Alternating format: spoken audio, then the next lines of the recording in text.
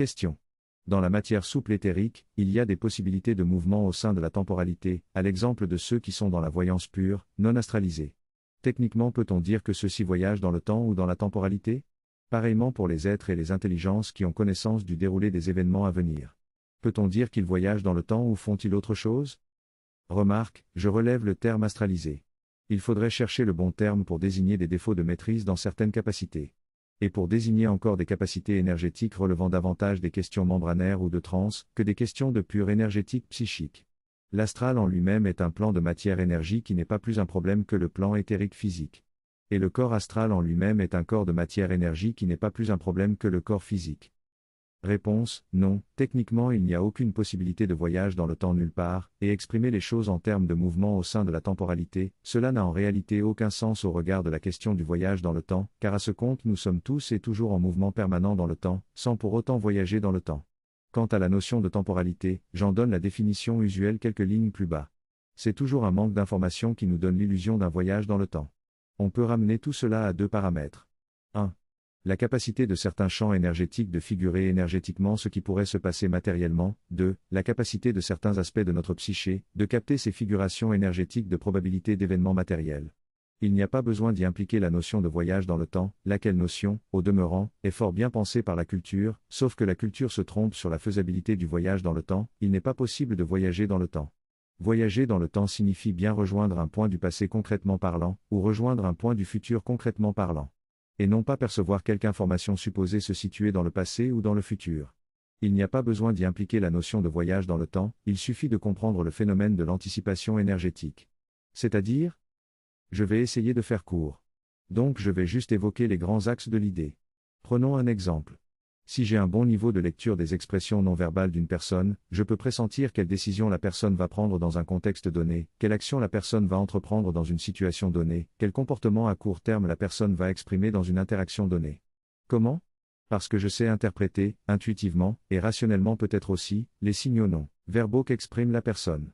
Sans même en avoir clairement conscience elle-même. Et cela, même si c'est la première fois que je rencontre la personne. Des aspects de ma conscience n'ont pas voyagé jusqu'à un point dans l'avenir. Il n'y a là aucune notion de voyage dans le temps, ni de voyage dans la temporalité. Expression qui, au demeurant, manque de rigueur dans ce contexte, car en général cette expression signifie l'échelle de durée type d'un genre d'événement. La temporalité des temps géologiques est ainsi différente de la temporalité des échéances politiques, par exemple. Comment procède une telle capacité quand je l'exerce de manière abondamment intuitive, au point où il me serait plus difficile d'expliquer comment je m'y prends, que de dire exactement ce que je perçois ou ce qui me vient à l'esprit? L'un des champs énergétiques de mon esprit, de ma psyché, reçoit les signaux bruts qui émanent de la personne, depuis les signaux visuellement et auditivement perceptibles, jusqu'aux émanations énergétiques du cerveau et du reste du corps de la personne. Et ce champ énergétique interne est, en quelque sorte, capable de calculer, sur un mode statistique et synthétique si on peut dire.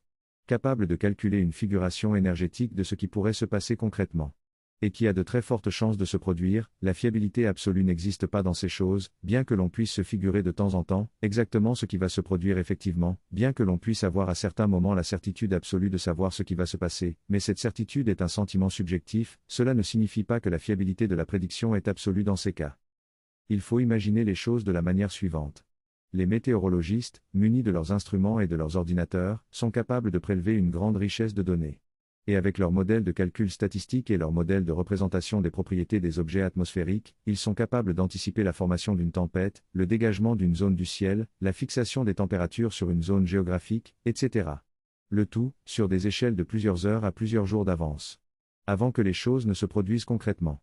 Ils construisent des simulations informatiques, et ces simulations informatiques montrent, avec une fiabilité qui est en grande partie fonction de la quantité et de la précision des données, de la justesse des modèles et de la puissance des calculs. Ces simulations informatiques montrent à l'avance ce qui va se passer concrètement. Avec plus ou moins de justesse et plus ou moins de précision. Eh bien, il y a des macro-champs énergétiques naturels qui fonctionnent de manière tout à fait analogue.